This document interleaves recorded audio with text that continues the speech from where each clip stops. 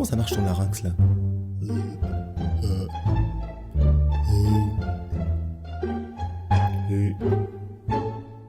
Comment il fait?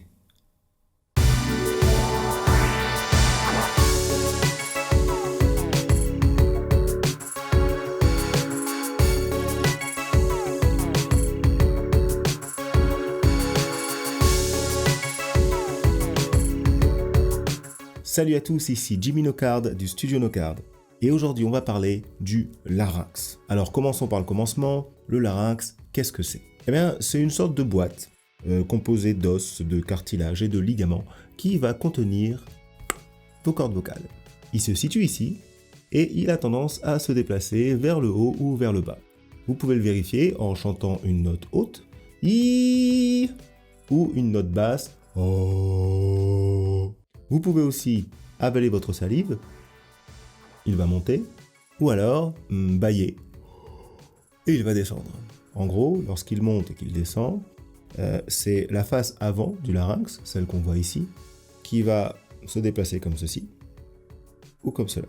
Quand ça monte, ça va tendre les cordes. Quand ça descend, ça va les détendre. L'intérêt de maîtriser la hauteur du larynx, c'est d'éviter de tendre trop les cordes inutilement. Si vous arrivez à garder une position neutre, vous allez plus facilement chanter les notes hautes. Ensuite, le larynx peut aussi apporter différentes couleurs à votre voix. Lorsqu'il va monter, il va avoir tendance à rajouter des fréquences aiguës dans le son, et un son plus métallique.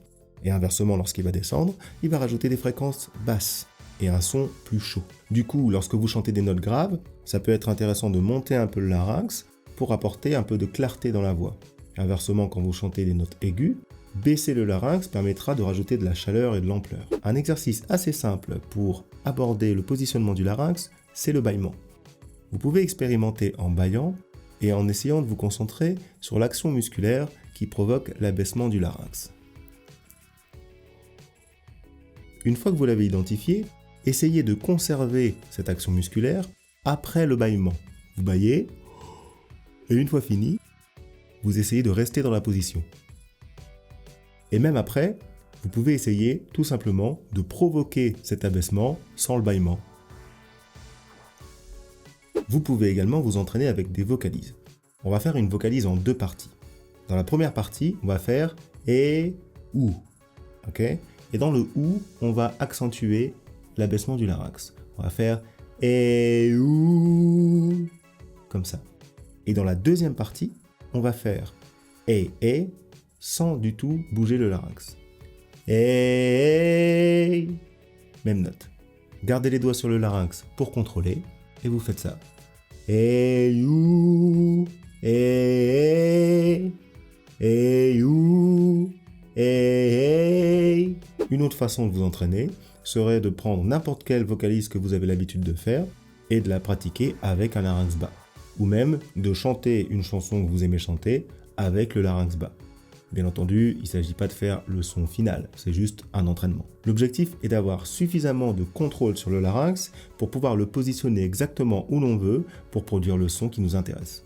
Et n'oublions pas aussi que gérer son larynx, c'est surtout l'empêcher de monter involontairement et de venir crisper le chant, de venir faire obstacle au chant. Comme pour tous les sujets abordés dans mes vidéos, on a plein d'exercices et de démonstrations dans la formation en ligne du Studio Nocard. N'hésitez pas à aller sur le site.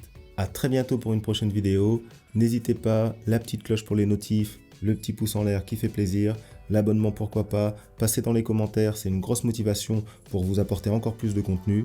Et en attendant, n'oubliez pas que la vie soit belle, que les oiseaux chantent et que l'herbe pousse. Peace.